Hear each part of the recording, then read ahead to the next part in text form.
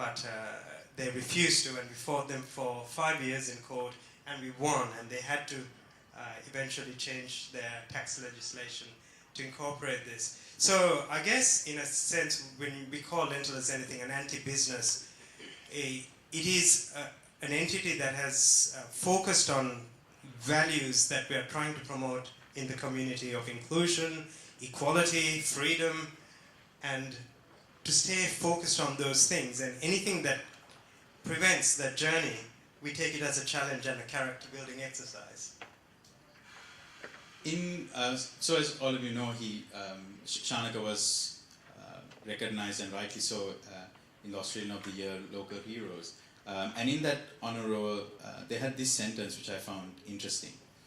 That Shanaka has shown that a commercial enterprise can operate in a socially responsible and altruistic way. Lentil as anything is a bold social experiment that respects difference, promotes trust, and defies a consumerist society.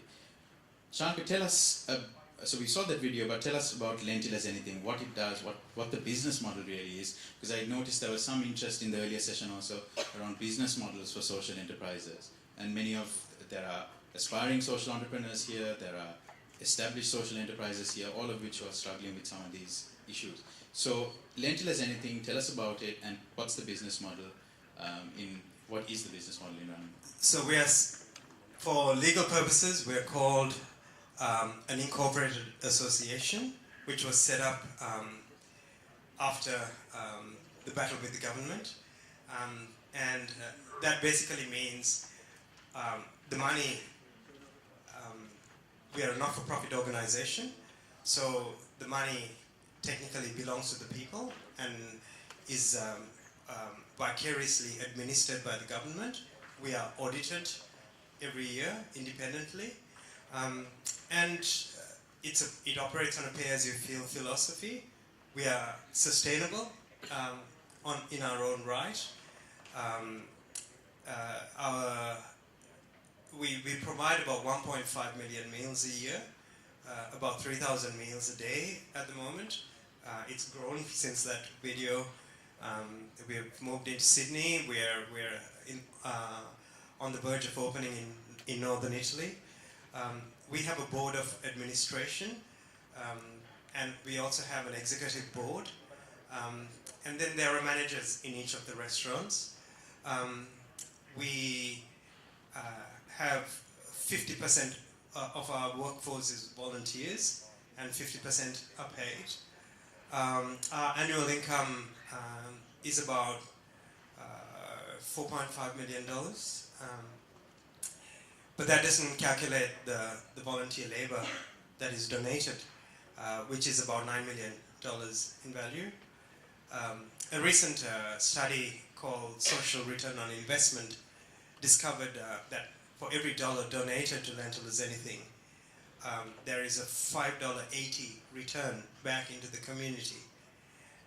And that means, for an example, someone with a drug addiction, if they have a heroin addiction and they come and work and they manage to overcome their addiction, a heroin addict costs the Australian government on average $5 million in support services in their lifetime.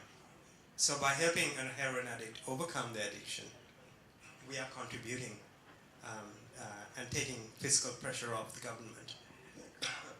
So over the last 17 years, we've contributed $37 million to the Australian community.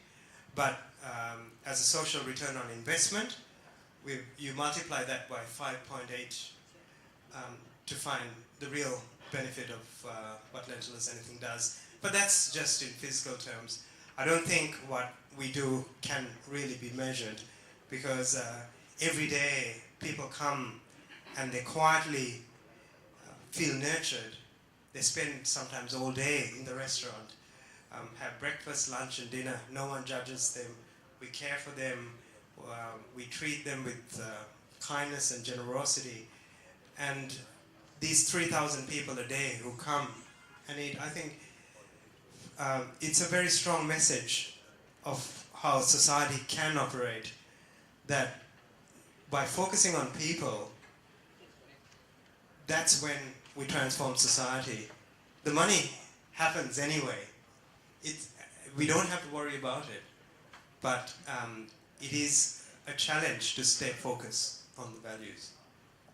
I won't leave a few minutes to get some questions from all of you. I'm sure you have very interesting questions to pose to Shanaka. So I'll give you a minute or so to think of your questions, and please, I ask you to keep them as questions and keep them short so that we can take a few. This is not a very long session. And as you do that, as you think of a few sessions and try and get the attention of someone to give you a mic, I want to ask Shanaka to get a brief response from you. So you said it's now moved beyond Australia, and you've helped set up and influenced the setting up of similar models elsewhere. You said in Italy, and now you're here also. What are you seeing in common spreading through all of these? There obviously seems to be more concern among consumers and people for socially conscious enterprises. You know, being customers of socially conscious enterprises, but also businesses are also quickly realizing that they need to change. So what are you seeing across where, in all the countries that you're visiting and help setting these up? What are some of the common threads you're seeing? Why there's a demand for this kind of model? Well, I think the conventional financial model has lived its life, and the symptoms are very strong. They can't be ignored. There's mental health issues. There's a range of environmental challenges, and there is. I think it's been a brief adventure in the human history, but I think that adventure has come to an end, and its final firework that is going to fizz out is the Trump election, I think. And I think people have learned the value of focusing on people, on kindness, on generosity, on being open to strangers, to create goodwill in business. I think that's one of the fundamental challenges that any business faces, is to create community goodwill. And an approach that social enterprises advocate is to build an enterprise by winning support and creating partnerships where people are not customers, but they are partners, they're friends, they're family. And ultimately, the human family has to come together, and we are coming together. We are, as much as we see the rise of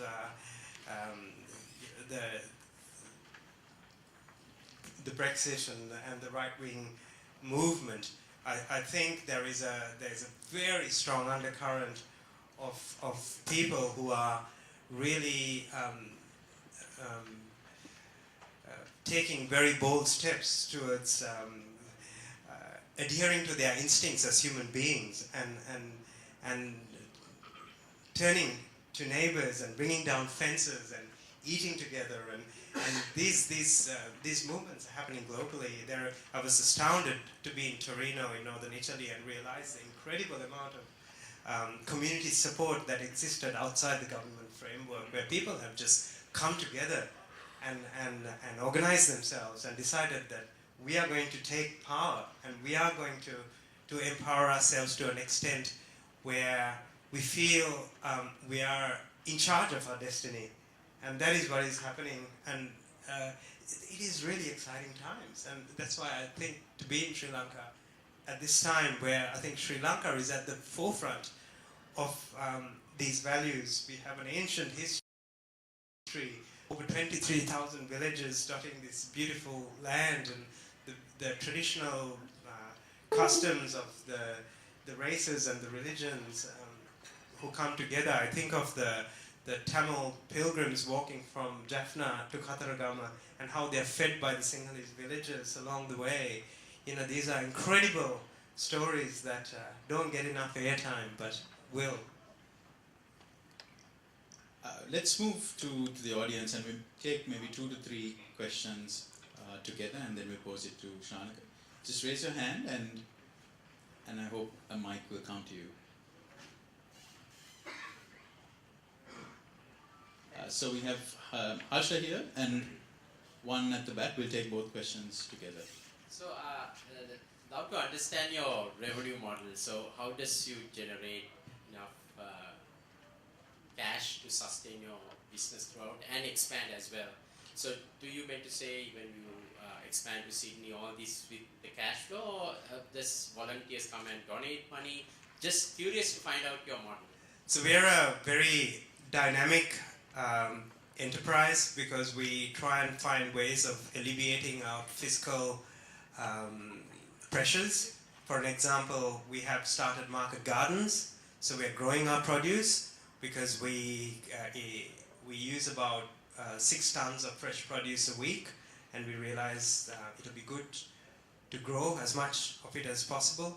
And then we also have farmers who donate a lot of excess produce that they have. Still today there is about 60 tons of edible produce that goes into landfill just in Victoria.